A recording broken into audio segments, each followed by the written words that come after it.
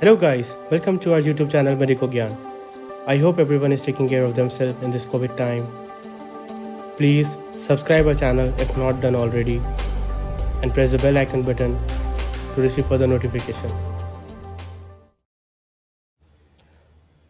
Today we shall be discussing about atherosclerosis. Atherosclerosis.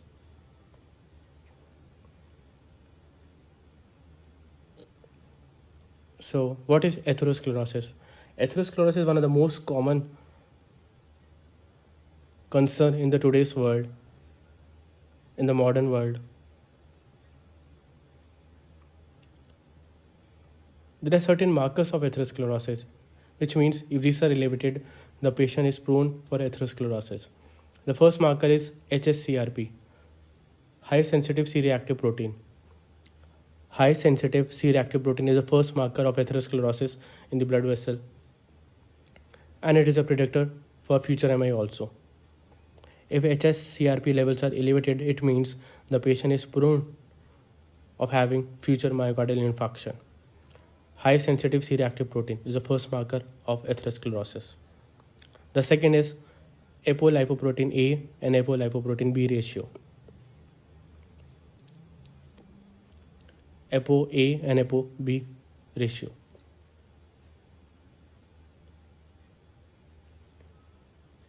This is the second marker.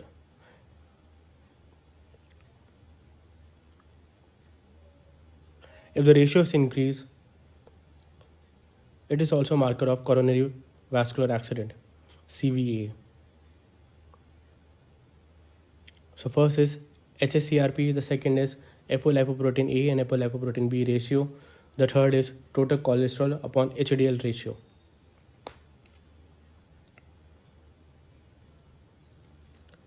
The third is total cholesterol upon HDL ratio.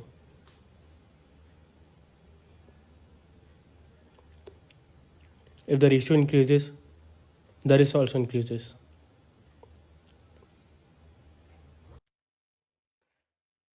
So the fourth point is increase in the LDL level.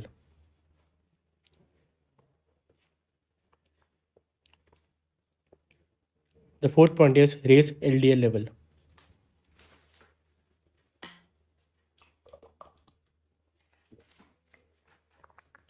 And the fifth point is decrease in the HDL level. Decrease in the HDL level is much more important parameter as compared to the increase in the LDL level. So the decrease in HDL is a more important parameter as compared to the increase in the LDL because the LDL can be easily brought down by atorvastatins or statins, which are subgroup of HMG coenzyme A reductase inhibitor. Because the raised LDL can easily be controlled by statins. Hence, it is more important to increase the HDL level rather than to decrease the LDL level because the HDL level will increase in years. It will take years to increase the HDL level. It will take years to increase the HDL level, which can be increased by exercise, which is increased by exercise and by niacin. This niacin vitamin lead to increase in the production of serotonin and histamine. It leads to increase in the production of serotonin and histamine.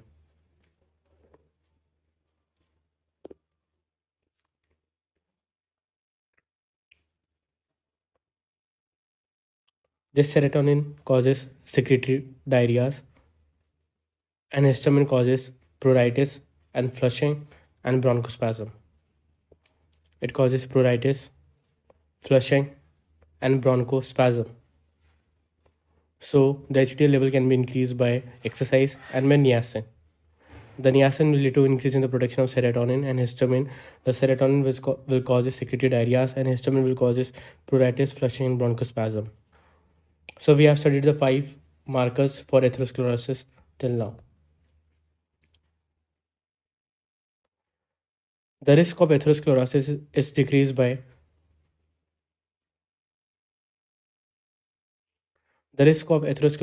is decreased by HDL upgradation and apolipoprotein B upgradation. We can decrease the risk of atherosclerosis in any patient by increasing the level of HDL level, by increasing the level of apolipoprotein B level. If we can increase the HDL level and apolipoprotein B level, the risk of atherosclerosis in the patient can easily be decreased. One of the most common cause of death is coronary artery disease. The CAD lead to death in this patient. Now we have to control the LDL. The exercise and niacin will lead to increase in the HDL level, and statins will cause decrease in the LDL level. So what are the candidates in which we require decrease in the LDL level? Patient with atherosclerosis vascular disease. The patient having atherosclerotic vascular disease are potential candidates for control of LDL. These patients will present with stable angina, unstable angina, and Prinzmetal angina. So these patients will present with stable angina, unstable angina, and Prinzmetal angina, which is also known as vasospastic angina.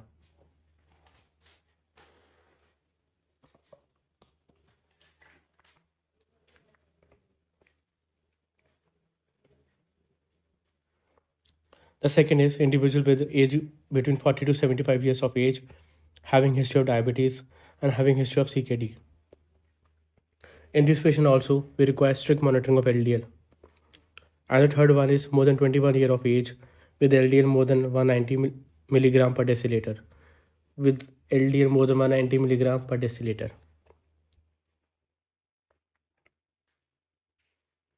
So these are the potential candidates for LDL control: atherosclerotic vascular disease, patient with history of diabetes and CRF with the age between 40 to 75 years of age, and the third, patient with more than 21 years of age with LDL more than 190 milligram per deciliter. The target LDL in normal individual is less than 130 milligram per deciliter. Patient with peripheral artery disease less than 100 mg per deciliter. Patient with diabetes less than 70 milligram per deciliter. So this is a target in all of this population. A normal individual less than 130. In peripheral artery disease less than 100. Patient with diabetes less than 70 milligram per deciliter is the target of the LDL to be maintained. The fourth point is homocystinemia. This homocystinemia, it will lead to premature atherosclerotic vascular disease. There is atherosclerosis in this patient which occurs before time. So homocysteine levels are also advised in this patient to see whether the atherosclerosis has taken place or not.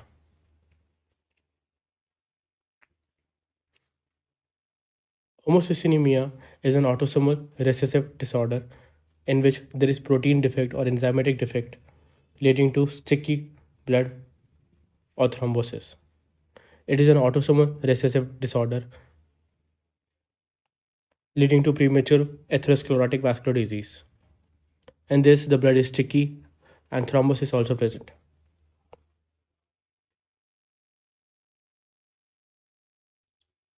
The fifth point is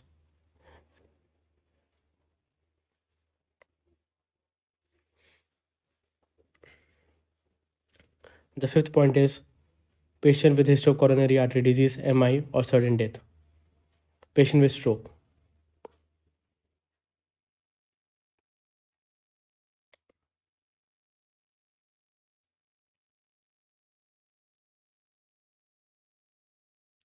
The seventh point is patient with Alzheimer's disease. In Alzheimer's disease, the small blood vessels are affected. So we have to make sure that the LDL level is within the control range.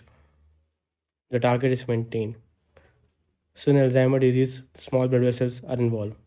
The eighth point is diabetic retinopathy. Diabetic retinopathy is the eighth point in which we require strict control of LDL level. First point is atherosclerotic vascular disease. Second is patient with diabetic and CKD. We have patient with CAD, MI, stroke, diabetic retinopathy, and Alzheimer also. Now comes the treatment part of atherosclerotic vascular disease. Vitamin B6, B9, and B12, apart from statins, are given to the patient with atherosclerotic vascular disease. Vitamin B6, B9, and B12. Vitamin E lead to worsening of CAD. So in market, there are Revital tablets. The Revital tablets are nothing, these are vitamin E only. It will lead to worsening of coronary artery disease, and these are not preferred because it will cause worsening of the coronary artery disease. Rather, we shall give them B6, B9, and B12. Atherosclerosis most commonly occur in the blood vessels, and the blood vessels affected are abdominal aorta, coronary arteries, carotid arteries, and popliteal arteries. So, abdominal aorta, coronary arteries, carotid arteries, and popliteal arteries. These are the blood vessels which are affected in the decreasing order. In the abdominal aorta, there is atherosclerosis. Because of atherosclerosis, there is a weakening of the smooth muscles, leading to the formation of aneurysms. And these aneurysms are significant if it is more than 5.5 centimeter. I repeat, if it is more than 5.5 centimeter, the aneurysms are considered to be significant.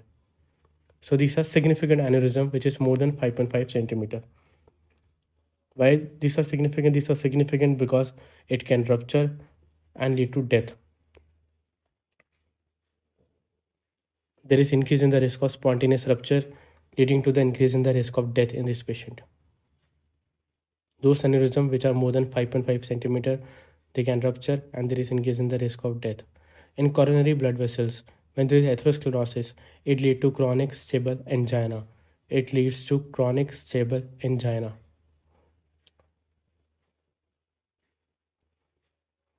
The patients are symptomatic when more than 70% blockage is there. So the patient will complain of chest pain on exertion, which is relief on taking rest, lasting for 3 to 5 minutes.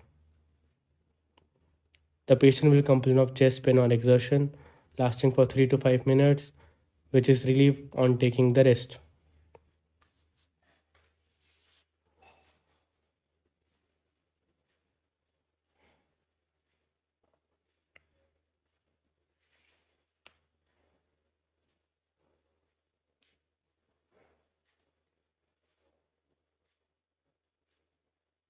In patient with unstable angina, Prinzmetal angina, and MI.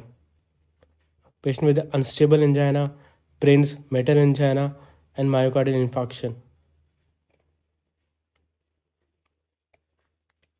All these three are acute coronary syndrome, in which the patient will complain of chest pain even at the rest. These are acute coronary syndrome, in which the patient will complain of chest pain even at the rest. And these are treated by a mnemonic known by the name of MONA. MONA. This is a mnemonic for the treatment of unstable angina, Prinzmetal angina, and myocardial infarction. M means morphine, O means oxygen, N means nitroglycerin, and A means aspirin. Oxygen is given if the saturation is less than 94%. Aspirin tablet, that is ecospirin, is given 325 mg. These tablets are chewable, or we have to crush the tablet and then give to increase the absorption. So oxygen is given, ecospirin is given. We have to crush the tablet, or chewable tablets can be given to increase the absorption. The third part is sublingual nitroglycerin. 0.4 mg is given, and these are repeated every 5 minutes till 3 doses. So up to 15 minutes these are given. Sublingual nitroglycerin is given 0.4 mg, 3 doses, 5 minutes apart, up to 15 minutes. The fourth part is of morphine. The morphine is given to decrease the size of the infarct, to decrease the oxygen consumption. Morphine will cause decrease in the oxygen consumption and decrease the size of the infarct. So the morphine will decrease the oxygen consumption and the oxygen demand supply imbalance which has taken place is restored. So there is no imbalance in oxygen demand and supply. If the carotid arteries are involved, there is increase in the risk of stroke and TIE. If the popliteal arteries are involved, it will lead to claudication.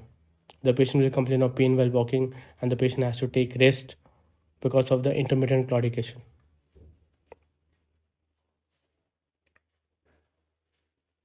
Oxygen is given, aspirin is given, nitroglycerin is given, and morphine is given. Now comes what are the risk factors for atherosclerotic vascular disease. The risk factors are classified into modifiable risk factors, unmodifiable risk factors. Those factors which can be modified are simply known as modifiable risk factors.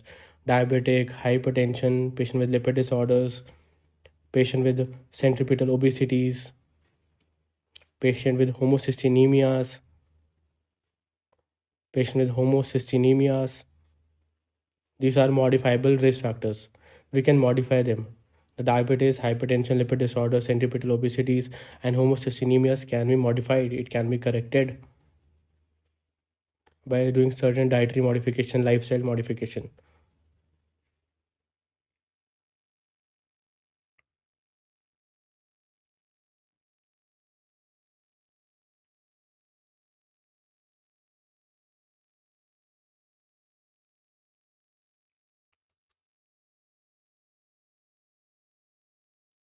With increase in the age, gender, male affected more than the females.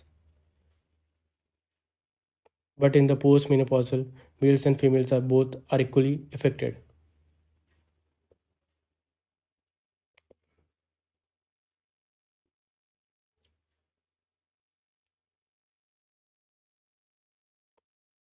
Patient with family history of premature atherosclerosis. Patient with family history of premature atherosclerosis, that is increase in the ApoA and decrease in the ApoB ratio.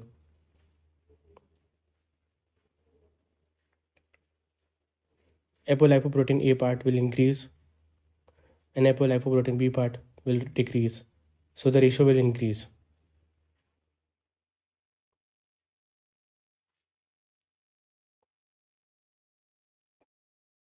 Patient with type A personality disorder. Type A personality disorder are those patients which are highly aggressive patient. Patient with type D personality disorder. The type D personality disorders are the patient with depressive episodes. These are non-modifiable risk factors. These are those factors which we cannot change. We cannot change the age, we cannot change the gender, we cannot change the personality of the patient, type A personality and type D personality. So these are non-modifiable risk factors. So guys, this was a short video of atherosclerosis. Please subscribe our channel if not done already. Do like our video and share our video. Thank you for watching this video. Check out the latest medical gyan at www.medicogyan.com. Follow us on Facebook, Twitter and Instagram handle at medicogyan.com. Thank you for watching. Stay tuned and stay updated for further videos. Thank you.